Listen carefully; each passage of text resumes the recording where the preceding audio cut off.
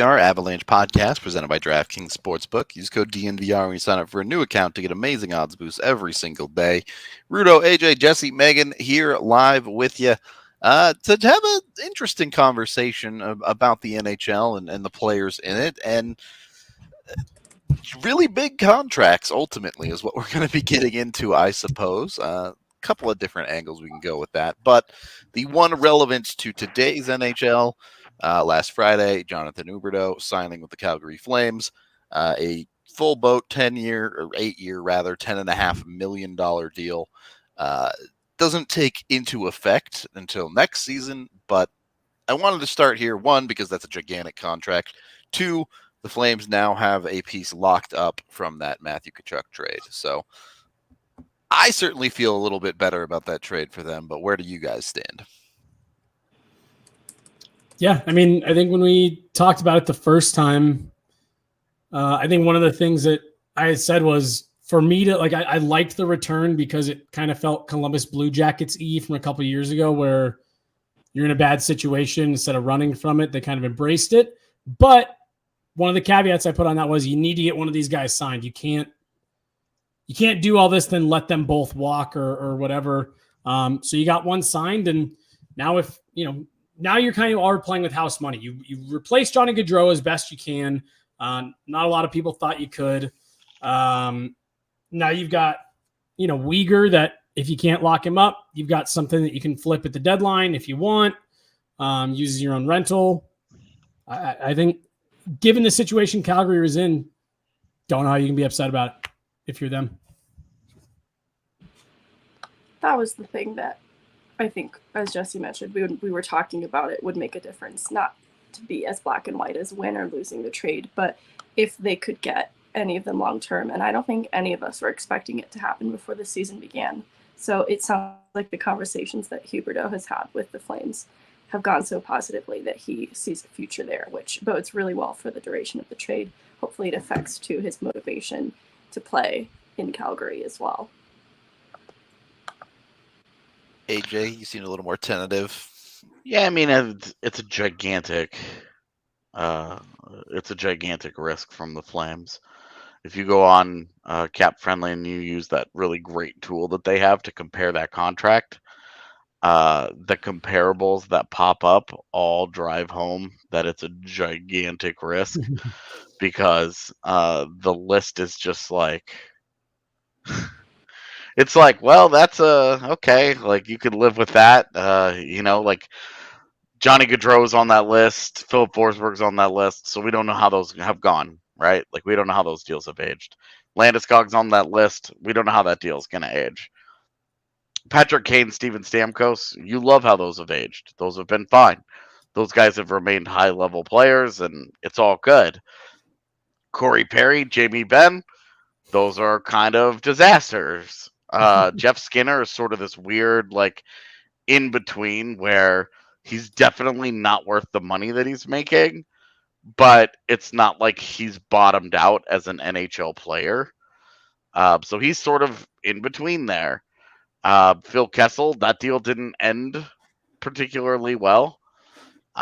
Mark Stone now has back problems, so that may age incredibly poorly. It just goes to show you, you're really throwing a dart. You think, hey, we're getting one of the best players in the league.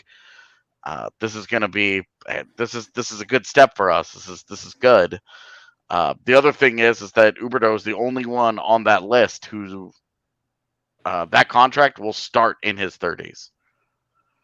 So when you consider that, you're talking about paying him an absolute premium for his entire decline, whenever it starts and whenever it ends and whenever his career comes to a quit. You're paying for all of that, whatever that is, because by 38 he's probably done. So you're paying for the entirety of that, and you're wondering how much prime Huberdeau are we getting. So for me, it's a really big risk. Look, Brad Treliving, if it goes poorly, it's not his problem. He won't be the guy trying to figure out the back end of that deal. So it's easy to give out and say, I'm not worried about this. I'm trying to compete right now with this group. And in that way, you lose 200-point guys off your roster, this is about as good a way for them to make up for that as you could expect. But if it doesn't go well for him, they're totally sunk. Like that they did it sight unseen, for me is just a big. It would have been I would have probably given him 20 games just to see how things are going and be like, okay, this is going the way we want it. Let's do this. Yeah, it's a tough spot to be in, right? Obviously, at $10.5 million, the performance of Huberdeau has to be elite, full stop, for years, the majority of that contract, for it not to be a disaster, right? But also, I can understand where Calgary's coming from if you get 20 games into the season and that dude's not signed, you could put yourself in a tight spot because you end up, I don't know what the Mackenzie Weegar situation is. I don't know if he's going to stay or not. We'll see how that plays out. But again, it certainly seems like Calgary is in a mode where they want to compete right now, not reassess their trades at the deadline. So, yeah, and you get it. Like, they're coming off a division title. They've survived the losses best they can. The division that they're in should still be probably the weakest in the NHL. Yep. Just top to bottom. So the division is vulnerable.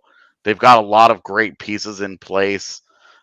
Their defense is really, really good, especially with Weegar added to that group. They've got a very good goaltender. Their forward core is strong. It's going to remain potent and dangerous, even with the losses of Tkachuk and Gaudreau. Huberdeau is going to be a big part of that. How else they fill some of those holes, we'll see. But that's still a quality hockey team. Like, that's not. I don't look at the Calgary Flames as an easy out by any stretch. They've got a good head coach too, and if all those things can fall into place, I can easily see that team winning the Pacific Division again. Like, and that, hey, if you have a team that's in that position for that, do your thing. Like, go for it. I love the idea that a GM just says, screw this. Like, I'm not going to be afraid of this moment. I'm not going to let all this stuff talk me out of it. I'm going for this. I'm after this. I'll take this chance. Again, the fact that he's probably not the guy that'll be around to deal with the end of that contract makes it a lot easier. But if he is, it's only because something has gone very, very well. Yeah. Okay. The other conversation I want to get into here before we dive into the currently most expensive players, Nathan MacKinnon's next contract. He's got 1 year left on the thing. It really feels like he should blow by $10 million on his next deal, right? And I know we've talked about this a decent amount already, but let me start here. Do you think Nathan MacKinnon will be worth his next deal? Certainly to start. In year one, at least? Yeah. Okay. I could say yes with even more confidence than like an Huberdeau because of the trend in MacKinnon's career and the place in the arc that he's at in his career compared to someone like Huberdeau, who's nearing 30. Fair enough. And for the record, MacKinnon will be 27 at the end of this year. So, well, he turns 27 in a month. But so we'll be 27 turning 28 when that deal kicks in. So a bit younger than Huberdeau for sure. And those couple of extra years, like, it doesn't sound like a law. It's just an extra year or two. But I mean, if the decline starts at 34 and you sign a guy for 8 years at 28, you're fine. 6 good years there. Yeah. Exactly. You're happy with that deal. If the decline starts at 34 and the contract starts at 30, half that contract is a big problem. So with Mac, I think that those couple of years are going to make a significant difference, and he's going to have a chance. I don't know how it'll go. Everybody wants to talk themselves into their guy as the one that's going to age well and gracefully. I don't know how it's going to go, but you do have to feel like on that list of comparables, he'll at least have a chance to age like Stamkos and like Patrick Kane did, where they remain very good players through the life of those deals. We'll definitely get into Patrick Kane in a little bit. The other question I wanted to ask on MacKinnon, does he become the highest cap hit player in the league? I don't think so. Think he's under McDavid? I do. And I would say that the recent deals, like the Huberdeau deal at 10.5, again, he's a wing and he's older. So that right there, you would say, oh, well, he's less valuable inherently than Jonathan Huberdeau, right? But you also look at Huberdeau. Huberdeau's coming off a 115-point season. You know, you go back the last couple of years, and the points between Huberdeau and MacKinnon going back the last 4 years, I think would end up being pretty close on a per game basis. I think too. Sorry. Go ahead. I think too, if they're privy to the cap, like in the trend of when the cap might increase more so than you or I, that might be something that affects what MacKinnon is willing to take on right now. And I think the Avs front office has been more conservative compared to other organizations where this is concerned, and that's something that MacKinnon is also aware of and accepting of for the greater good of the team to an extent, because he does seem like someone motivated to win more with this team. And I think that means a lot to him to stay with the culture and the organization that has allowed that to happen. Yeah, I mean, there's always the talk of the hometown discount, right? What does it look like? Because if he signs for $13 million, it's hard to believe that the Avs got one. You know, if he signs for $11 million, we can absolutely be like, he probably shaved a little bit off of that deal to make life a little easier for the front office moving forward. Just to follow up, I was curious. Over the last 4 years, Jonathan Huberdeau has 346 points and Nathan MacKinnon has 345. Wow. Now, MacKinnon has 22. Yeah, he's got 22 fewer games played, but their points per game are right in line with each other. Yeah. So I do think that is probably... I do think that you're probably having the conversation. Like, you look at that 10.5, you look at Johnny Gaudreau going into free agency at 28 years old and getting the deal that he got coming off a 115-point season. Like, Nathan MacKinnon doesn't have a 100-point season under his belt, right? So he has many of them that were on pace in a full 82 games, though. Right, but it's a thing that he has not done. And when I guess when you consider that, when you look at just like, hey, you're not going to get too, like, you're not going to draw too hard of a line, because Nathan MacKinnon has also been a point per game player in every single postseason of his NHL career. Yeah. So you're looking at that and you're like, It's not even just point per game. It's 93 points in 70 playoff games. That's right. Like absurd playoff production. It's not particularly close. And I say MacKinnon doesn't have a 100-point season. He has seasons of 97, 99, and 93. As well as he just had an 88-point season in 65 games. The 93 was in 69 games. Right. Like, we're talking about, like, he has been one of the league's most prolific players. Yeah. But is it... Go ahead. I'm sorry, I'm having trouble inserting myself today. I'm picking the most horrible times. You're good. I'm just going to say there's two sides to it. Like, how much does it pay a winning player to be on a winning team?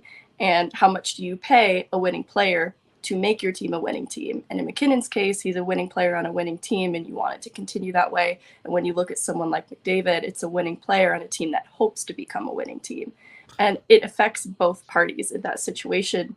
There are arguments to be made for each too. Like, you want to pay the player that could make your team a winning team more, but you also, as a player, probably want to be a winning player on a winning team. And so it's hard to say how much of that would influence this, because it could really go either way.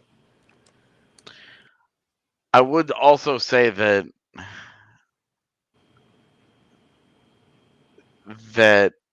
look at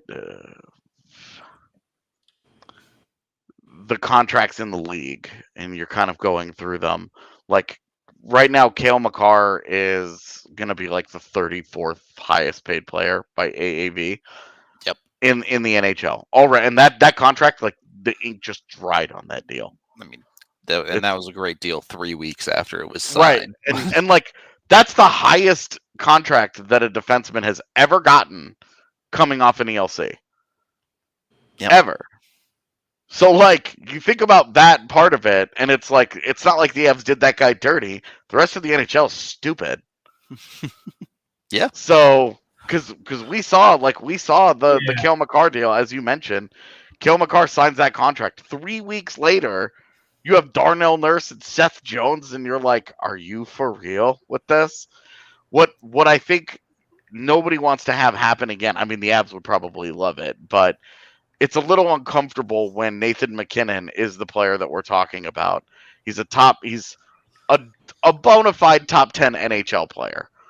But he is 103rd in the NHL this upcoming season in cap hit. 103rd. Genuinely one of the best contracts in the league, if not the best, for the last couple of years. Right. And one of the best contracts in pro sports.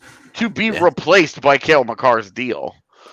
But it's like, where do you go from there? If you look at current contract comparables, you look at all that, you can absolutely say, okay, he should get a little bit more. Without the pandemic, this deal was probably going to be like not even like 12.5 to match McDavid would have been fine. Yeah, it probably would have been a steal. This was a contract that was headed to like $14 million,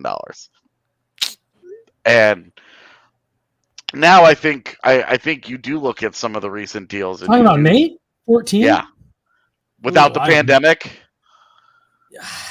Well, yeah, that's what I'm saying. Sorry. Without the pandemic. Yes. When he played 220 point seasons. Yeah. Yeah, I was like, yeah, okay, all right, okay, yes, I'm with you. Because then the cap would have kept going up, and exactly, there wouldn't have been all that stagnation. Yeah. Yep. So you're saying like now you're looking at it and you're like, okay, well, McDavid is the only guy making 12.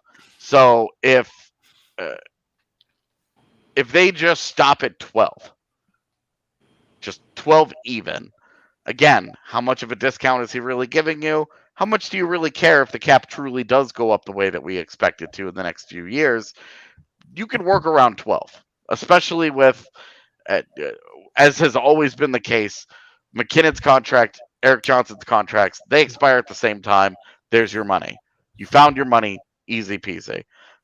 So that's the easy math, and I think we should still prepare for that number.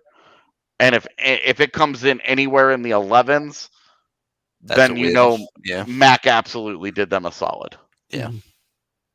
Okay. Interesting. We are brought to you by Breckenridge Brewery, the official beer of DNVR. You can go find it at your local liquor store, pretty much anywhere in the States at least. So be sure to check that out. You can go to breckbrew.com to see all of their beers, which there are dozens. And they also have a bunch of dope merch, including their Breck Brew Avalanche hat, which everyone absolutely loves. So be sure to go check all of that stuff out. Breck Brew's dope. I haven't looked at the bar. How's the reno coming along? Are we getting there? I haven't been there. None of us know. Great.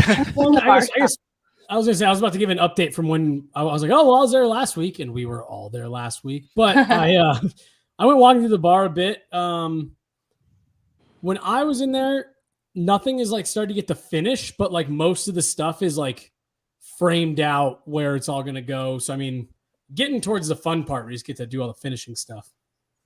So, yes. Getting there. We're talking about the reopening next week, right? I thought it was the week after next. Like next week? No, I guess the 18th is next week. Yeah, you're right. You're right. I was gonna say I thought it was the 18th was the day that we were looking at. Yep. That's awesome. So pretty soon. We're also brought to you by Athletic Greens, just one scoop in your cup of water every morning. Make sure to keep you healthy and going. It gets your immune system active. It helps as a pre-workout. A bunch of athletes use it all the time to make it part of their lives so they can have what they need. It has up 75 different vitamins and minerals, a bunch of probiotics, electrolytes, all that good stuff for your body to keep you going, keep you in shape, keep you healthy. So go check it out today. You can go to athleticgreens.com/DNVR to get your package today. Again, super easy. The best thing about it is it's literally just one scoop in a cup of water. It's nothing fancy. You don't have to do anything crazy with it. You just do it and you drink it. Go check it out. When you order, you also get 5 travel packs and a year's supply of vitamin D. So they got you fully covered. You can take control of your health today with Athletic Greens. Second period of the DNVR Avalanche podcast presented by DraftKings Sportsbook. First of all, shout out to Tyler Seguin, who is the highest paid player in actual dollars this coming season. He's making $13 million, but his AAV just under 10 on the full contract. So he doesn't quite make the list. But for 22-23, there are 13 players in the 8-figure salary club, or at least 8-figure cap hit club. And it's a very interesting bunch of players. It's a little bit all over the place, and that's why I wanted to get into it. Now, we've already mentioned the highest paid guy here a bunch. Yes, AJ? Is it 13 because you're not counting Carey Price? No, it is 13 counting Carey Price. Oh, I can't count. It's 14. Sorry. I would have understood not counting Carey Price because we just don't know if he's going to play. Yeah, is there anything to even say about him right now other than I hope he's okay. Hope for the best, yeah. So not Carey Price off the list just because we don't. That's all you can really say about him. 13 other players. Huberdeau doesn't count yet because his deal doesn't kick in until next season. So not there yet. At the top, Connor McDavid. I think we've kind of already talked about him a little bit. Certainly on this list, he's the most. If you're looking at actual dollar value to production, he's the most effective player in the 8-figure salary. He nearly got it down to $100,000 per point this season, which is kind of you're getting really good value on the contract if you get that for a forward. So, for the record, since there's some conversation in the chat about Crosby's deal, Crosby has signed one of those. It was like a 15-year deal. Yeah, it was like one of those freak deals that you're not allowed to sign anymore.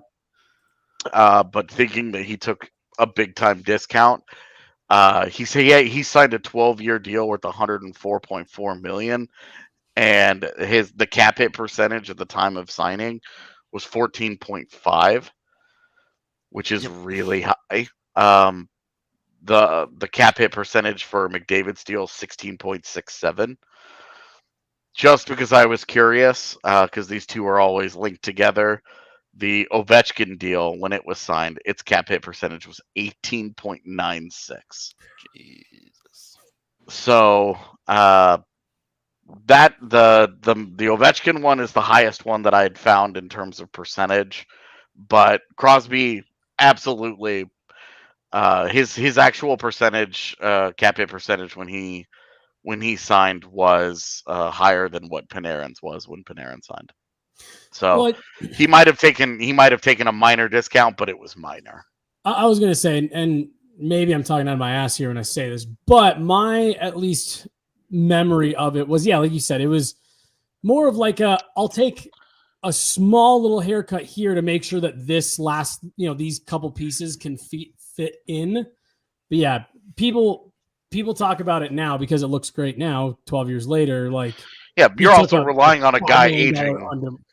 Right. And people talk about it like he took like $5 million under market value. It's like, no, he made his money, but he around the fringes helped out. Fringes. Let's not forget on the contract he signed before this, he missed an entire season with those neck head problems. Like, yeah, there were some legitimate injury concerns there too. Yeah, like they did right by that dude, coming right off of all of those issues, him getting a 12-year contract. Yeah. So I don't think that this was any like. I don't think it was like I think it was just each side doing right by the other, because if he aged well, then he was going to be a bargain on the back half of it. Like, he's only making $3 million this year, in terms of salary. So yeah, in that regard, and the 8.7 cap hit, like that's awesome. You're thrilled about that. But it was they definitely took a chance there. And Yeah, again, sure. by the cap hit percentage, you're talking about which allows you to adjust for what the cap actually was at the time. Well, It was very expensive, but it was workable. it's a great point that you bring up the last 3 years. He only makes $3 million because the cap hit of the first 7 years of that deal is like $11 million. And then they added on the billion years to lower the cap hit. So what NHL teams used to do that constantly until the NHL said, stop doing that. Well, it was Kovalchuk, right? That was where they were like, okay. There was at least one deal where they added in like 2 years of like $1 million on the end of a gigantic deal. And it was like, you're clearly just cheating the cap at this point. Like, come on. I would also say that had they not been allowed to sign that deal, and it was capped at 8 years like the deals are today, that his next contract would have been 2 seasons ago. It would have been the 56 game season. Yep. After that season, he would have been a free agent. And what kind of extension would he have gotten? Coming off of, he had continued to be a point per game player, but again, injuries were keeping him out of games, and his playoff production had started to really slip. I don't know that he would have made 8.7. Maybe, right? Maybe they would have just been like, hey, have at it. And aging on into his late 30s, it would have been just fine. But anyway, those deals are a lot harder to gauge just because they were signed in such a different environment, and the fact that they've gotten what they've gotten out of a 12-year contract, like Ovechkin getting through a 13-year deal and then just signing another one, is like, okay, that went well. Okay, cool. Russian machine never break. Yeah, true. Exactly. Yo, my freight delivery driver was very, very Russian just now. Neat. Nice. He was straight. I thought I was dealing with Ovi's dad or something. Barely understood him. Garage? Yeah, the garage is fine. Whatever you want, man. Speaking of Russians, the second highest cap hit in the league, Artemi Panarin. It's an interesting one, which it's crazy to me that contract is already half over, and they're in the fourth year of that deal. It feels like yesterday he was a free agent, and we were all hyped up and like, come on! Bring him to Colorado. Well, saved Colorado $11.6 million of cap hit. Yeah, that would have been an expensive addition. Panarin obviously has played excellently for New York. There's no doubt about that. He massive play driver for them all the way through that. He's 30 now, has 4 years left on the deal. Can the Rangers ask for anything more out of him at this point, I guess, is my question. I don't think so. He got Ryan Strome paid. He really held up his end of the bargain. But if I'm looking at it comparatively to like what he would have been here in Colorado, I'd like that to be the Rangers' problem and not Colorado's problem. I mean, we talked about it. Was that last week's show? I don't know. I don't even know what time it is anymore. Whenever it was, we did the show about you can't build your team through free agency. He's, I think, one of those rare examples where you look at big-time free agent, big ticket, and really I don't think there's anybody that would complain about the way that that's gone in New York with Panarin. Yeah. And it was a 7-year deal.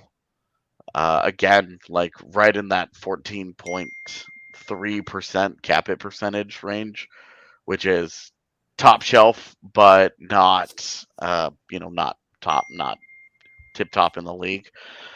95 and 96 point seasons and has not played 82 games. Like he's certainly done his part. He was also wildly productive on their run this year, on a really low scoring team that other teams basically had to sell out the farm to stop Artemi Panarin, otherwise, and Mika Zibanejad. Otherwise, the Rangers weren't going to score goals. So I do I think that's I have a hard time thinking that anybody's unhappy about that deal. Yeah. Well, and like good for him too, because that's you never know how much this actually factors into it. But when you see guys in any sport go out and sign those big free agent deals to go to a new team, a lot of the time that pressure can get to you. When you sign a big deal with the team that you're currently with, yes, there's pressure. Val Nichushkin has pressure on him this year to up his play even more, keep his play where it's at, et cetera, et cetera. But there is just another element to your team giving big money to a guy from the outside, bringing him in. Now suddenly this is your highest paid player. The expectations are on, this guy was playing for the Columbus Blue Jackets with house money in that playoff run. And then just a few months later, it's like, hey, you're the guy in one of the biggest markets on earth. Can you do it? Yeah. And he wanted it. Yeah. He's handled that. He's performed like again, you still have to see how the deal finishes. It's a big cap hit. It's a big dollar amount. But to this point, what more could the New York Rangers ask out of Artemi Panarin? Like, what more could he possibly give you? Like, he's done everything he wanted. So the true tip top of highest cap hits in the league, it seems like teams have gotten their value out of. Yeah, I think I think the next guy on the list is Austin Matthews, who I think I don't know about the rest of the gang here, but I've got no bones here. When you're the first guy to score 60 in like 15 years, it's hard to argue against that. Yeah. Also the youngest guy on this list, so his contract, takes him right into his prime, basically. Yeah, I mean, Austin, and you look at Austin Matthews' career, his worst season is a 34-goal season. Yep. Like this is a guy that is probably he's probably the heir to the Ovechkin throne as the ultimate the goal scorer of this generation. He is that guy. He's that dude. Because Patrick Laine fell apart and couldn't handle it. So it looks like it's Austin Matthews running away with it, and I don't know that there's a contract too expensive for a guy like that, especially when he provides the kind of on ice defensive impacts that Matthews does. Where if you go and you look at it, it's a lot of blue. He's a real solid defensive player. Do you guys think he sticks around? I've always said no. I agree. I do think he probably leaves, but it's that conversation. A winning player on a team, that does the player make it a winning team? I think that's who Toronto looks to Matthews to be. But if I'm a winning player, I do eventually want to win, and I think that could become a difficult part of the conversation for him to consider as he gets just a little bit older. He's still so young, but you eventually want the team you're on to become a winning team with you in it. And you do wonder how much look if they can't get out of the first round again, right? Like how much does progress? How much does that wear on a guy? Because we saw would Connor McDavid even still be in Edmonton if they hadn't made that big playoff run in his second year? They get to the second round, and that's when he signed his contract. if he had waited the maximum amount of time, would he still be in Edmonton? Would he have decided, yeah, that's where I want to be? Because when he made that decision, it was easy, right? Hey, it's my second season. We just got out of the second round of the playoffs. Right. Like, things are already going great. They're trending up. I'm going to be an Oiler forever. Edmonton is back. And then we know how things have gone. So, I do wonder, like, how much that, and I think that Matthews is an interesting litmus test to the winning player making it a winning team theory that we're developing here. I also wonder, like, I also think it's the next big test of high-profile American player playing in Canada, because we just watched two of them Get out of Calgary, and you wonder how much of, and he's a younger guy, so there may not be it may not be quite the same. I think Kachuk is the same age as Matthews, so. Maybe not quite the same, but you wonder what the priorities are.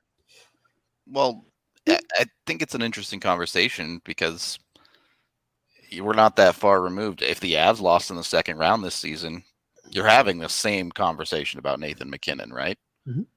Yeah, I mean, there were plenty of people in our chat. People have participated in our chat today who were openly talking about the idea that Nathan MacKinnon was going to walk on Colorado because they couldn't get out of the second round, and he was going to be frustrated with that, and so he was going to leave. And you wonder, like, I wonder about a guy like MacKinnon, who went through those couple of years. He went through those 3 years. They had the crazy run as a rookie. Then the 3 really the 3 years that they just got worse and worse until they bottomed out in 16-17. That doesn't encourage players to stick it out a little bit. Well, and I wonder that perspective, right? Instead of Matthews, who has come in, and even though they haven't advanced, they've made the postseason every single season of his career. I wonder how much that perspective of missing those couple of years helped with MacKinnon be like, when I have a winning situation, I'm going to value the crap out of it. Yeah. Versus if Matthews decides, this just isn't working in Toronto. I want out of here. I'm going to go ahead and bounce, and I'm going to go elsewhere. Wherever that ends up being. I genuinely have no idea. Like, the meme is that he goes home to Arizona. I don't know. Maybe he does. It would be 10 tons of fun if he did. Mm-hmm. Because then you would get, the Central Division would just continue to be the Thunderdome, and I'm all about that. But you would wonder, like, okay, where does he go? Are they going to continue to make the postseason every year? Because I think for the next couple of years, Matthews has 2 years left on his deal? Yeah, 2 years left on his deal. The Maple Leafs are absolutely good enough to make the postseason this year and next. They should do that. But if they don't, I wonder if them going backwards is like, and if they don't get out of the first round, I wonder if that pushes him away, and he says, I don't know about that.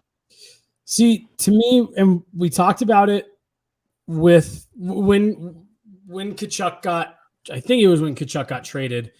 And I had mentioned that, like, are we seeing a new wave of players who, it's not that they don't have loyalty to the teams, it's not that they don't want to be in the cities or whatever, but they have an idea of what they want to do. This is a very limited window that you get to do this, and they're going to go do what they want to do. They're going to play where they want to play. They're going to make the money they want to make, and they're going to be open about it. Matthews is honestly the guy that I've had in my mind with that. I agree with you that I think if they don't make it out of the first round in the next 2 years, let alone miss the playoffs, I think he's gone. I think that makes it easy for him. But for real, this is a guy, and this isn't anything about Matthews. This isn't even about anything about Toronto. Just when you listen to him speak and you see the way that he kind of carries himself, he conducts himself, he does just strike me as someone as, when I get to UFA, I'm going to make the decision I want to make. And if it's not in Toronto, it's nothing personal to the fans, the organization, the city. I just want to go where I want to go. And I do. I think it's Arizona. I think it's kind of been writing on the wall for years. He goes to all kinds of Arizona Coyote games. They play tribute videos for him anytime he's in Arizona, like playing the Coyotes. They always do a little like montage. Welcome home, Austin Matthews. I just think there's too many ties there. They'll have money to pay him in 2 years. I just, when he signed his deal that walked him, because I don't think they bought any UFA years with that deal, if my memory serves me correct, or maybe one. Maybe the last one. Maybe 1 year. But I remember when he signed that deal, one. He had the option to go longer term, I believe, by a couple of years. Yeah, every team wants those guys to sign 8-year deals. Right. Him signing a 5-year deal was an initial shot across the bow. Right. And so it was just kind of I remember when you saw that, it was like, yep, that's kind of what everyone thought. He walked himself right to UFA. And again, I don't think it has anything to do with Toronto, the city, or the organization. Austin Matthews is going to make the decision that he wants to because it's his right. It honestly might. Like, we don't know that it doesn't, right? Like, he could just be like, everything I do up here is scrutinized. Like, I'll go back to Arizona. I could be a hero of the people. Yeah. I can make $1 bajillion because if the cap goes up the way that we think it could 2 years from now, the Coyotes are still going to be kind of bad. You know, he could be like, hey, look, I'll go take $14 million from those guys. Right. Yeah. And how fun of a story would that be? And I'm sorry to any Maple Leafs fans if you're listening to this. Sorry, Harry. I'm not, honestly, because they do it to every single fucking fan base that exists. Well, no. I was gonna say, how fun would it be to see Austin Matthews go back to Arizona and the Arizona kid brings a cup to the Coyotes, their first ever. What? Every cup that somebody else wins is a cup Colorado doesn't, so I'm not about this bullshit. But he could go sign in Arizona and they can make the playoffs again. Eventually. I'm cool with them making some playoffs. I'm not, whoa, on this winning a Stanley Cup thing. But, all right, how about this? Bring the Coyotes to relevancy. Yeah. The Arizona kid. All about that. Let's do that because brings the Coyotes to relevancy. Josh Doan could be on that team too, so you could have a couple of Arizona natives. Like, all right, like here we doing it out in the desert. No, it'd be awesome, and I think he knows that. And I do think, is Arizona a no state tax state? Don't know. I'm 100% positive their state tax rate is lower than Toronto, their provincial tax rate. So like he's gonna make more money. The writing started forming on the wall when he signed the 5-year deal. Yeah, and it's sort of been a thing, and it's a thing that Maple Leafs fans are ultra touchy about because they're tired of hearing about it. Unironically, knowing that they do this to every fan base with every player born in the GTA, where you're just like, we get it. It's true. I never really thought about that. Every time an Ontario kid gets to free agency, well, he probably wants to go back home and play for the Maple Leafs. Yeah. I mean, actually, probably not. Should we just skip the next two and go straight to John Taveras if we're in this conversation? There's a world. I think who are the next two? We got to keep an eye on Arizona. They've quietly prepped themselves in a way that Chicago did so obviously to have a difficult season. And if Bedard does go to Arizona, Matthews is going to be there in a couple of years. Well, true. Then it doesn't matter passing on Shane Wright for fucking Logan Cooley because they have Connor Bedard and Austin Matthews, and now they're Logan Cooley, your 3C. No, Logan Cooley will be a wing. He'll be a wing, dude. He probably would be a wing. Logan Cooley's not going to be a center in the NHL. Really, you believe that? Yes, I do. I think he can be a center. Anyway. We can absolutely skip the next two because Erik Karlsson and Drew Doughty are in way different circumstances. Yeah. Where Karlsson, just the injuries, derailed his career entirely. Too much of the game. Ottawa sold high, fleeced the Sharks, and Karlsson is now the guy left holding the bag in San Jose. It's a heavy bag, but it's a bag.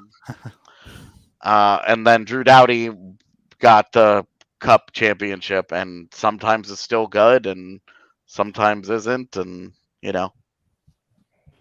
whatever. He still has a high voice. I mean, he's a great mic'd up. I always love anytime I get a mic'd up on. Yeah, I like when he squeaks at other players. It makes me laugh every time. That's a strategy I've wondered why players don't use more. It's just making weird sounds on the ice unexpectedly. The Brent Burns strategy. Yeah, I'll say I grew up with a kid that not like all the time, but he would do shit like that, yell at guys, just make weird sounds. He'd do it a lot. Like goalie like swallowed a puck up and he had it under him. Like he'd go behind him and like react as if the puck was loose. And he'd make all kinds of weird noises and stuff, and got people a couple times. Okay, it's just the new hockey meta we're discovering right now. I mean, we used to do that in one of the maps in Halo 2 because of the proximity mics. We had a guy on our team who wasn't any good, but he was very, very entertaining. So we would send him over on Beaver Creek. I don't know, Rudolph, if you remember that map. I do. Very tiny, the one with the teleporters behind the bases. Yep. And because of the proximity mics and how small that map was, if you put a guy behind their base, you could basically drown out their team comms. And that guy, that's what he would do. He would just shit. It was more like talking dirty, and it was very uncomfortable. But it's Xbox Live at the end of the day. Exactly, it was the Wild West of the Xbox Live days. Like it was early Xbox Live, and he used to do that, and he wasn't very good, but that was very entertaining. Gotta be good at something. All right, let's get us out of the Xbox Live era before we say something we're going to regret. After the two defensemen, you have the last player in the $11 million and up category of John Taveras. Obviously, people who know AJ are very familiar with his leaving of the New York Islanders to go sign at home with this deal. I dream. There are nights, the entire dream is just me hopping on Twitter and seeing that Austin Matthews signed with the Coyotes and posts a picture of him with some Kachina logoed bed sheets. And I take just the victory lap of victory laps and watch as the city burns. And I get to feel like Bane standing on the steps of whatever building that was supposed to be. I don't even know. Like that courthouse where he was just like standing out there, like looking at the city that he had destroyed. Like that's gonna be me on the internet that day. As soon as you saw 100%. As soon as you saw the pajamas picture, you knew that was going to go bad. That the contract just wasn't. It was doomed.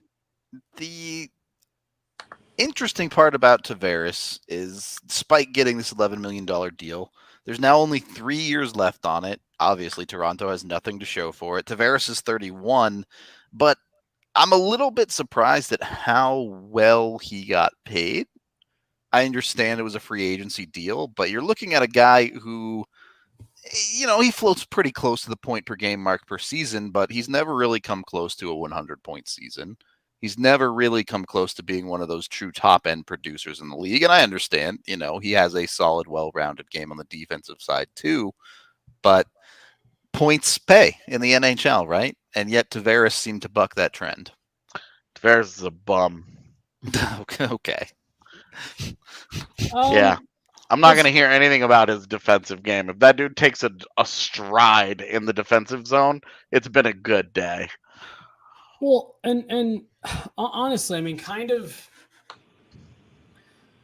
to your point, like, he's been fine. Like the point production's been pretty much in line with his entire career. Okay, right. Like it's been good, but I mean, is there anyone that can say that hasn't been a disappointment or like a letdown of a marriage? I think year one when he scored 47 goals, you're like, okay, we'll take that. And then since then, it's been a pretty sharp drop off. Yeah. And to be honest, the goal scoring hasn't been there, and he's never been like an elite playmaker. So he's just okay, and he disappears a little too easily in the postseason. You would think that that's where he would really get big, because teams are going to be honing in on, they're going to be throwing resources. Oh, we got to stop Matthews. We got to stop that guy. And so when you have an $11 million 2C, that guy should be eating greedy. And instead, most of the time, he's still wrapped up in those fucking bed sheets. Didn't bother showing up for the game that day. So, I would just say he's. And if we're looking at the rest of this It's quite delightful to watch. And we're looking positionally and age-wise, he is kind of, and we've already written off a couple age-wise, like the Eric Carlson and Drew Doughty's, but just positionally and age-wise, he doesn't really stack up with the other centers in this top 10 list. And then even just as a forward and production-wise, we look at Panarin, who's 30, and probably would become comparable, at least by age, and his production is so much better. Even defensively, he compares, and it just, among the other people in this list, Taveras is kind of the bottom of it. I would also say that his decline, I think, is going to be rapid, abrupt, yeah, because he's a guy that's never been much of a skater as is. Yeah. And when that really starts to, if he can figure out a second act, and he can turn into Joe Pavelski, where he gets by on being a bad skater, and he's able to get to the front of the net, and he's able to really redefine his game, he has a much better chance to age well. If that does not happen though, and the second that those boots really start to slip on him, it's done. He's done. Like, he's already, I think, in that area where he's struggling to just stay at the level that he is, and you're starting to see a little more hot cold with him, where he's got to get really hot to make up for the cold to kind of stay more even keeled here. And I don't know. I mean, obviously I'm comically biased, and I hope he breaks both feet getting out of bed today. But I don't know that by the end of that contract, if he is a top 6 player. He's a guy that I have such a concern about his aging curve, that I think he could be one of those guys where like Danny Heatley, where he hits the wall and that is it. There's no dead cat bounce. There's nothing. He just hits the wall and it's over for him. So 2 things that Megan, you and AJ just said that, again, just to me drive this point home, that, I mean, you're looking at an $11 million cap hit for even 3 more years still. Not only has he kind of been on the whole disappointing, and like you said, with that list you're looking at, he's near the bottom. This dude's not on most nights.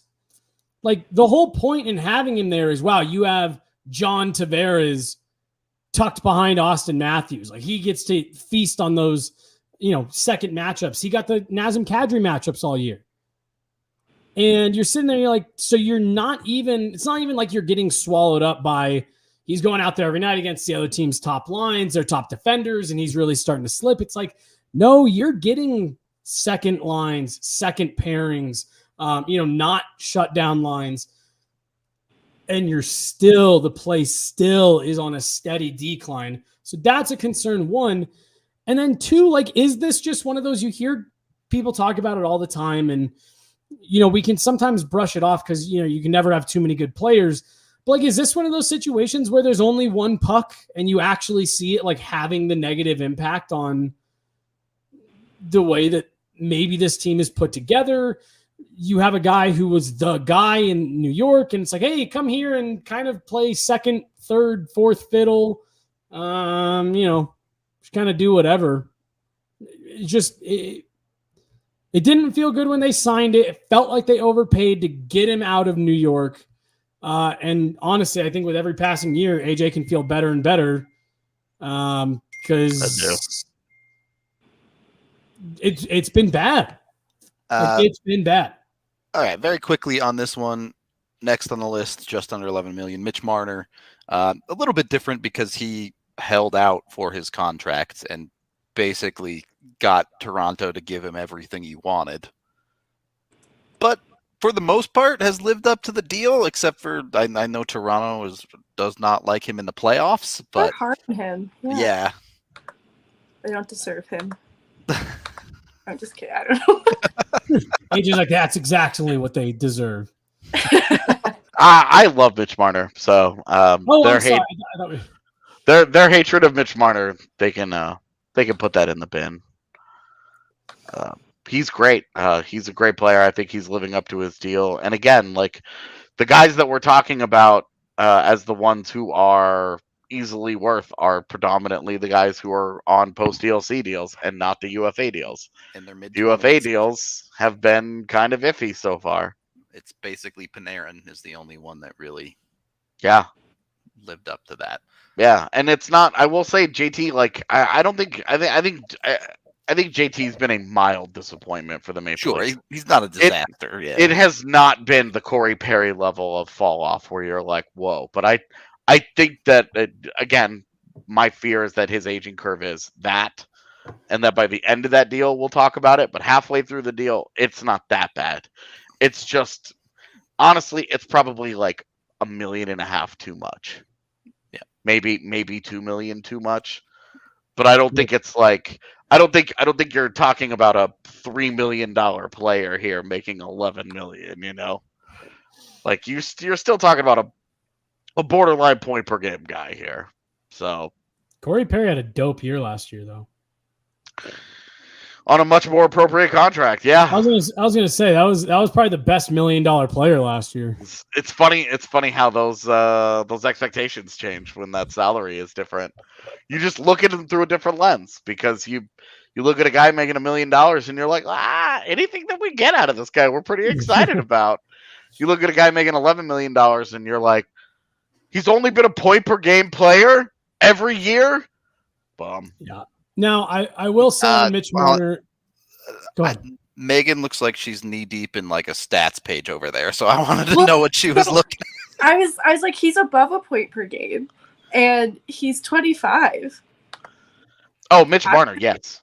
Oh, yeah, sorry, who are we talking about? Marner is absolutely. I'm just. Marner. AJ can't get over Taveras. Yeah. Okay. I'm very high on Marner, and I just wanted to defend his honor in case we were not. I love Mitch Marner. I have since draft year. I'm all about Mitch Marner's great. The only time where I really felt like the criticism was deserved was that last year's postseason where him and Matthews just like fully disappeared. It's hard to defend yourself when you don't score a goal in 2 straight playoff years. I mean, right. It was 2. Yeah. That flipping the puck over the glass felt like a flashpoint for the whole city of Toronto. Yeah. But otherwise, I'm kind of with this general conversation of I've regularly felt like he was unfairly scrutinized for who he is, what role he plays on that team, and just the overwhelming amount of skill that he has. We talked a lot this last year about Andre Burakovsky and how you put up with a guy like that and the lumps that come with it because he's got that like kind of the game-breaking shot where in an instant he can bury one. Mitch Marner has the same type of thing, but not really the shot. It's the speed in the hands where he can be having a horrible game, then suddenly he jumps over the boards, walks 3 guys, turns back around, walks another guy a second time, and then, forehand, backhand, and it's just like, cool, where did that come from? This question in chat, taking out Homer bias, would you take Marner or Mikko? I have them as the same caliber of player. That's going to come down to the type of player you want, right? Yeah. What does the rest of your roster look like? Yeah. If there is nobody on it, I don't think there's a wrong answer there. Yeah. Fair. I guess you take Miko because he's like $2 million cheaper, but Right. uh, And bigger, like you could talk yourself into more durable in theory.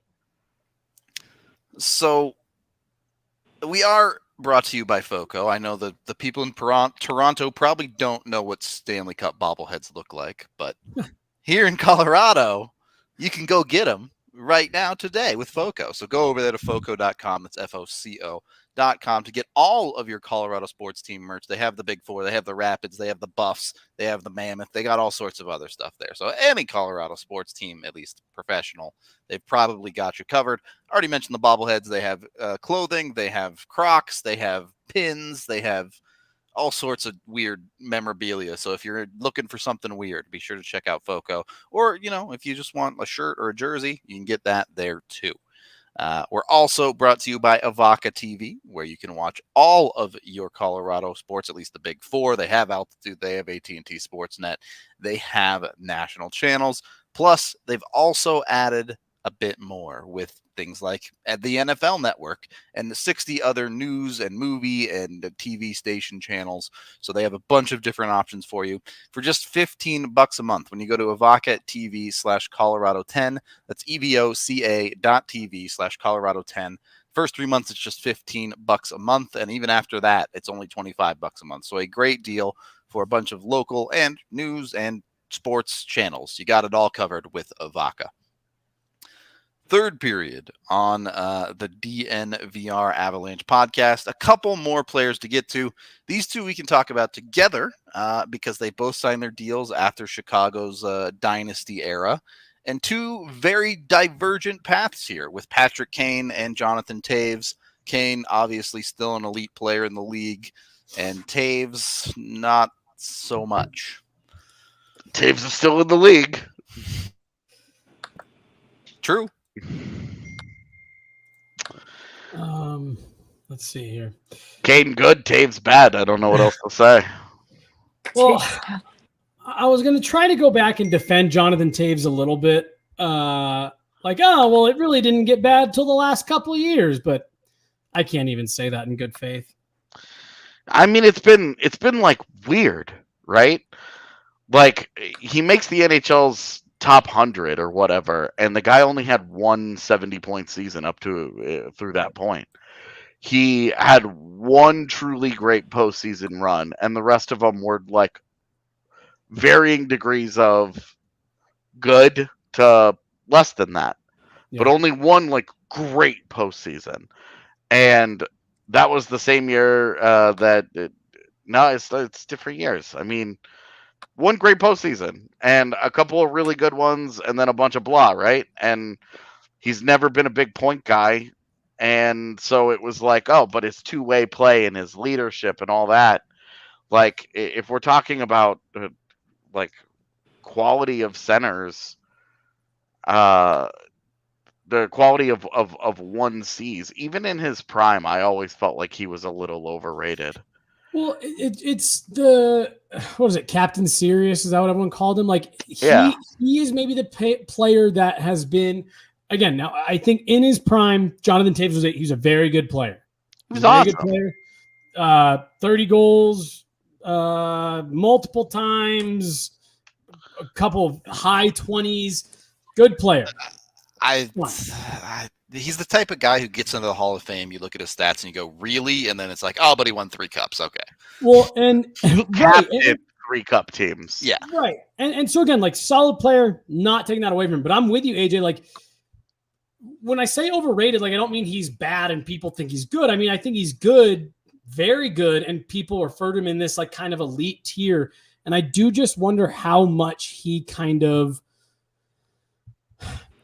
coasted isn't necessarily the right word, but how much he kind of rode those coattails of, wow, he's a great guy in the room. We love having his leadership around, and we're willing to pay him as if he's a Patrick Kane level on ice player because he's so good in the locker room. And I feel like that's part of why it feels like it aged so much worse than Patrick Kane's, because he never really should have gotten Patrick Kane money. That'd be like giving Landeskog and MacKinnon matching deals. it's like, yeah, they both have massive impacts on the team in different ways, but Gabe Landeskog just isn't the same player that Nathan MacKinnon is. And I feel like that's kind of where this one went wrong and why it maybe feels so much worse. And this will be for the like Taves's prime is like catnip for the points aren't everything, people, you know? And it's totally true. And there were a couple of years early in his career where his offensive and defensive impacts in the same year were both elite. Like absolutely fantastic, right? Where he was a legit Selke caliber guy. But people have talked about him as a legit Selke caliber guy, and defensively, he hasn't had that kind of season since 2013. So we're going on a decade now of this guy's reputation out driving his actual reality. Now, he had that one weird year a couple of years ago, 3 years ago, he randomly drops an 80-point season, which is his career high. He's broken 70 points twice in almost his career. Scored 40 goals too. So, yeah, he had a 35-goal season. Like, it's nice. He only has 3 30-goal seasons. He's not even a point-per-game guy in the postseason, which is where all of his reputation comes from, right? So it's really like this weird mixture of, like, I know Data wrote a thing recently about the possibility of, hey, should the Avs try to maybe make a play for this guy at the deadline? And, you know, we talked about it briefly, but I think, like, Dater's like, it's Jonathan Taves, right? Like, come on, are you guys crazy? And it's like, yeah, like, you're looking at him as Jonathan Taves, and even if you say, he's not the player that he was 10 years ago, but he's pretty close to the player that he was 5 years ago, and you're like, that's still not the argument that you think that it is, man. Like, it's, he's fallen off so hard. And there will be some, there are some, what about the coaching impact and the defense and the system that's being played and the role that he's playing and the talent that declined around him. And all of that is true. But the reality here is that dude, it fell apart. As Chicago got worse, Taves is kind of the face of that decline. It makes it really hard to make that argument when you look to the wing and you see, so Patrick Kane's still putting up 90-point seasons. He hasn't had a problem in Chicago.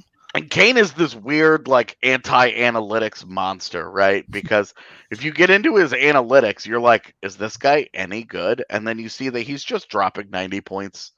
And you watch him play, and you see the way that he still dictates every shift that he's on the ice. He still dictates play. And it's all this, he's still a high-impact player. And then you look at Patrick Kane's analytics, and they're trash. And you're like, Jesus, I have no idea what to make of any of this. He's so talented that he overcomes a lot of that stuff. Patrick Kane, like you said, he's like this weird anomaly. Sorry, Megan, I think I fully cut you off.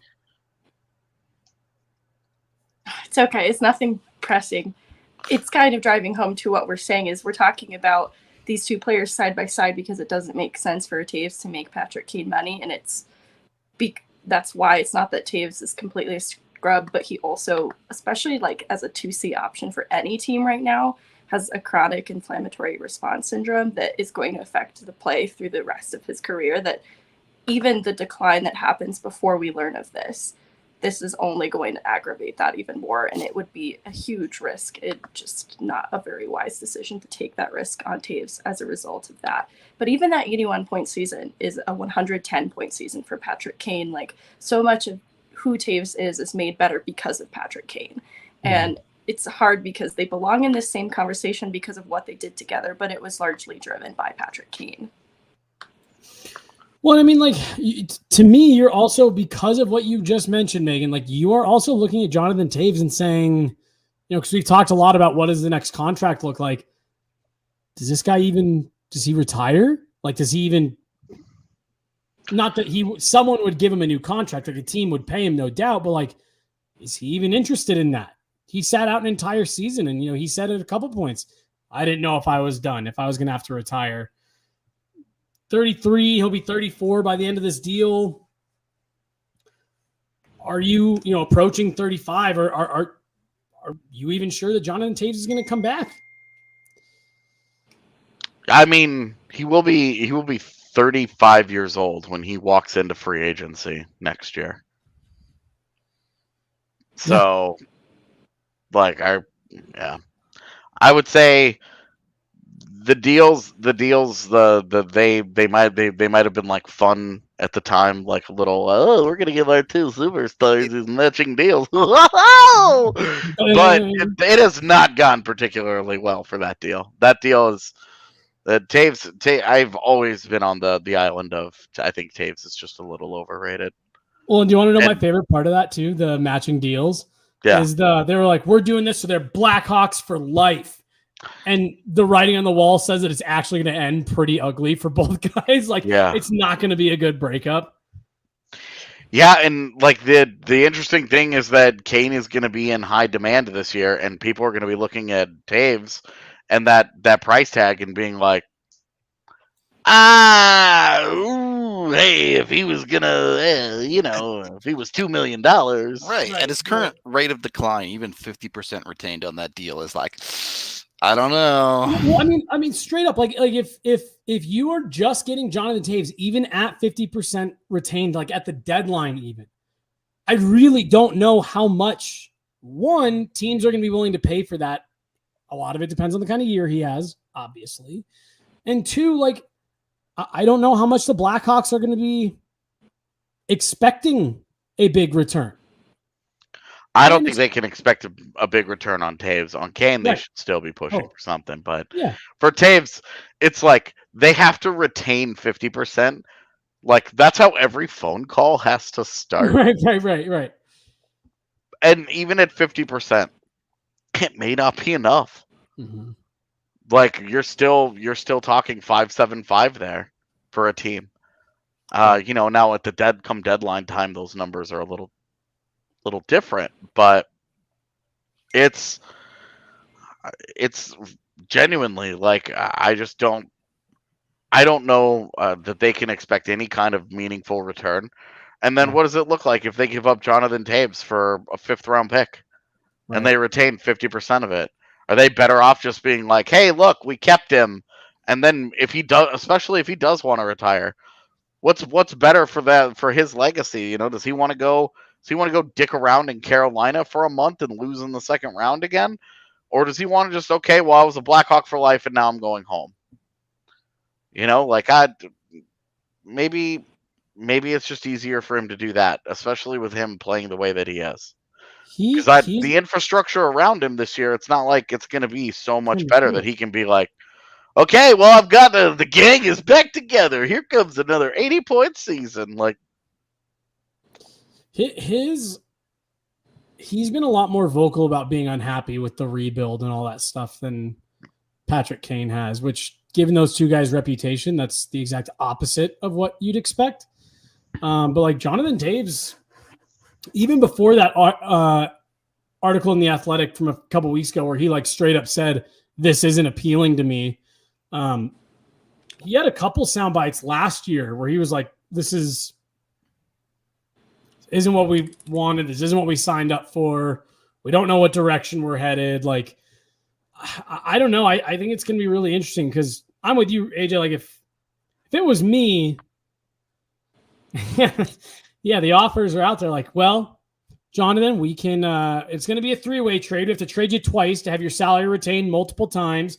And when it's all said and done, we're getting a 3rd and a 6th. At that point, I maybe just be like, you know what, veto. I'll just write it out here and spare being traded for future considerations. I do want to move us along here. We have a couple more names to talk about briefly. First being Sasha Barkov, who is the $10 million deal is just kicking in, so we'll see how it plays out. But he's been Florida's 1C indefinitely, so not too surprising that he got the bag there. Mm-hmm. And then you have a couple of weird ones. At the very bottom, you have Kopitar, who's at the end of his deal. They won their cups. He's been a star for them. It's almost over. He was good. No complaints. He's still a productive player for them. Right. Like, Right. That Still guy's effective. still their 1C. Like, Yep. it's been just fine for Kopi, I think. He was good in the postseason too in that series. But in the middle, you have first Sergei Bobrovsky's whatever that is, and then you have Jack Eichel. Those are complicated see. deals. Yeah, two weird spots. It's hard to believe the Eichel deal's half over, too. Yep. Well, it is and it isn't when you remember how much time we lost of his. I mean, we basically lost 2 full years of Jack Eichel, right? For all intents and purposes. A year and a half, certainly, yeah. And so, I mean, like, it's one of those things where you say, because, like, it's hard to believe that one's half over. Then you step back. It's like, well, it feels like it shouldn't be this long because we've only seen him play, 3 years worth of this deal, 2 years worth of this deal, whatever it is. He's played 50 games in 2 years. So, like, we just haven't seen him very much. Right, right. And with Vegas, his arrival in Vegas, and then when he actually got healthy and began to play for Vegas, so much crazy stuff happened. Yeah. That we have no idea going into next year. Like, that guy's either going to win somebody their fantasy league or cost them. And I'm sure this is way too dramatic, going way overboard with having seen very little. Could Vegas maybe have been a bad spot for, like, this is a guy who seems like he would benefit from a quiet year, quiet summer, a quiet year where he can kind of settle back in. Like, I mean, Vegas and Jack Eichel more specifically are going to be under the microscope next year. I think it'll be fine as long as they make the playoffs, right? Like, that's really all Jack Eichel wants in his life right now, is a team that can be competitive. Yeah. I mean, have we actually, like, stopped and looked at how mediocre that team got? It got a lot worse. It did. Because, I mean, Jonathan Marchessault is still solid. Riley Smith is fine. William Karlsson has been on a steady decline for a number of years now. And Mark Stone has back problems. And we have absolutely no idea what Jack Eichel is. He was, after all the time that he missed, he was fine last year. But if he scores at a similar rate that he did last year, that's not $10 million worth. So, and their bottom six is nowhere near as good as it used to be. Even with them literally signing Nicolas Waugh in the middle of our show here, who was a pretty good player for them last year. I don't know. And with Robin Leonard maybe not healthy for the first few months of the season, we'll have to see kind of what happens there. I don't know, man. I'm a little iffy on Vegas, honestly. And Jack Eichel's at the center of that because I just don't. I don't know. I don't know that he is. I don't know that he's the man anymore. I think what they need him to be, the expectation is unrealistic for him. I think they need him to be like a McDavid, and I just think he has a different constitution mentally to be that guy that I think is going to be difficult for him to live up to. I think that's a good point too, because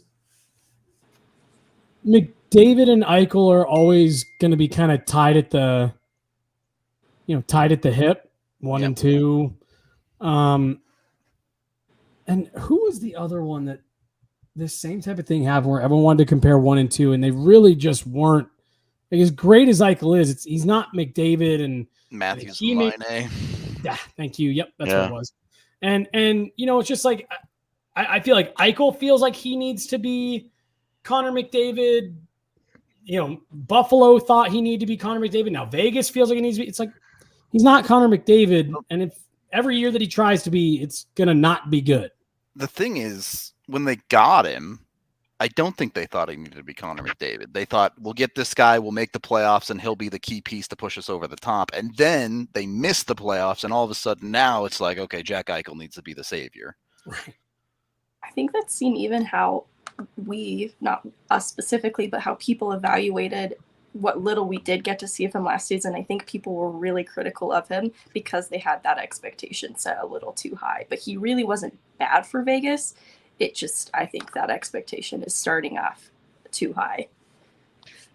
Yeah. Yeah, it was definitely like he scored goals at a solid pace, but he was not nearly the playmaker that you were expecting. And if you go and you look at his analytics, he did not drive play at all. And that's a thing that he's been pretty good at in his career. So I will be really curious to see the Eichel adjustment in Vegas, and to be honest with you, the effect it has on the West, because in 1 year we went from Colorado can't get past Vegas to Colorado's a juggernaut, nothing can stop them. Can Vegas even make the playoffs? LOL. And the big thing that they've always been missing is the 1C. It's the Jack Eichel.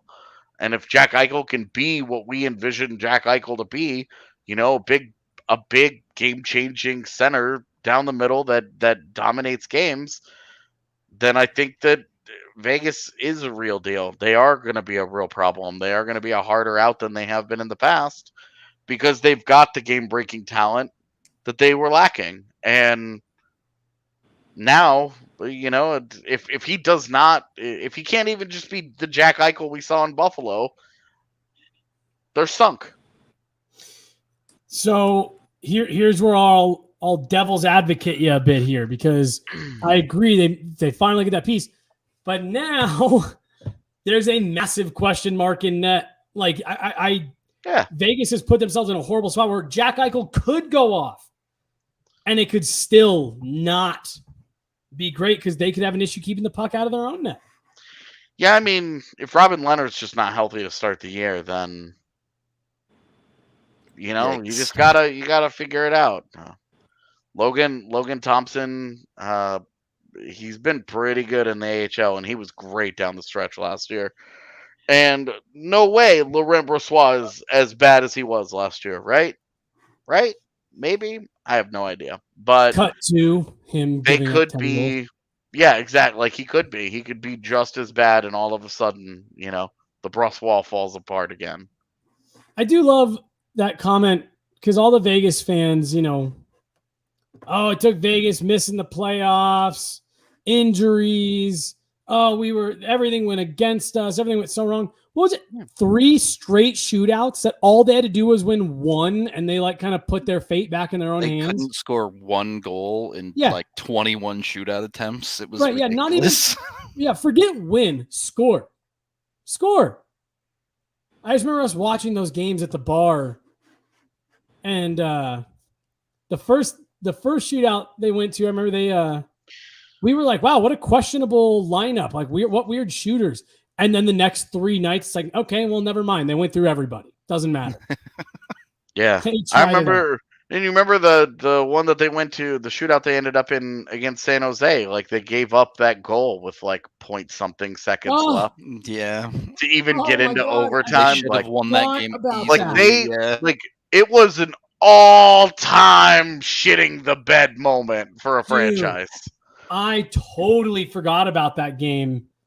It was like the Brent Burns shot off the wall, comes right back out front. Yeah. On the backside. Yeah, dude. Oh, man, I totally forgot about that. I felt awful for Logan Thompson, who's doing everything that he can, and looked dejected. The end of those getting nothing. Tragic, man. Yeah, 14 rounds in, and the guy's like, I've given up 1 goal. What is happening? Oh, my God, dude. Thinking about that, it was... Oh, man. And in that game, so magical. They took the 2-goal lead in the third, and then Nick Bonino scores with 2 minutes left to get him within one, and then Timo Meier. That game was over. Yeah, and that was what it was, because that was the game. I remember Timo Meier said, tomorrow's the biggest game of our season. We're leaving everything out there, and then he's the one that scored to tie it with less than a second to go. That game was sick for everyone who's not a Vegas fan. Which is most hockey fans these days, it feels like. So, yeah, it was one of the few times watching hockey Twitter band together to say "fuck Vegas" for 2 straight weeks, and absolutely they missed the postseason, and the whole place was like a party. Yeah. Yep. That's how it went down. Anyway, we're wrapping things up here. Any final thoughts from any of you on contracts, players, other happenings around the league? Anything? Happenings around the league. Boston signed all their guys. No, I mean, we knew that was going to happen, so I don't have any thoughts about it at all. Fair enough. All right. Guess we're going to get out of here then. If you want a recap of everything the Avs have done this offseason, I just dropped a video over the weekend on that. You can go watch it for a quick little 12-minute coverage. Gets you everything you need. Tomorrow, WJCs begin in earnest. So if you're itching for some hockey to watch, you have options starting tomorrow. Barons and Olausson both in the tournament. Megan, I know, did some kind of a piece on it, so go read her stuff. Should be a fun couple of weeks with the tournament going on. Some stuff to talk about. We, of course, will be back live hockey in August. Yep. Everybody always whines about it. Oh, August, such a dead season. We get WJCs this year. That was my favorite part of the World Cup a couple years ago. Just got the little. Can we just move the WJCs to August permanently? I like it both in after Christmas, New Year's time. If we could have it happen both times of year. Just do 2. No, really, this is just when the World Cup should be happening, because this is usually when the summer stuff, the summer camps, for the WJC pre-camp. It's the summer showcase, Yeah, the summer showcase takes place, and it's always brutal and irrelevant. So bad. And it ends up being totally meaningless, because I remember Connor Timmins. He was awful at the summer. Connor Timmins was a -7 in a game and a half at this thing a few years ago, and then smokes the OHL, makes the WJC team, and ends up being one of the top 3 players on a gold medal winning WJC team. And you're like, got it. Summer showcase means nothing. Yep. Good to know. Yep. And I never watched it again. All right. We're wrapping it up. We're out of here. We appreciate all y'all hanging out with us today. Again, we'll be back tomorrow, so be sure to tune in for that. But until then, we'll talk to you on the next one.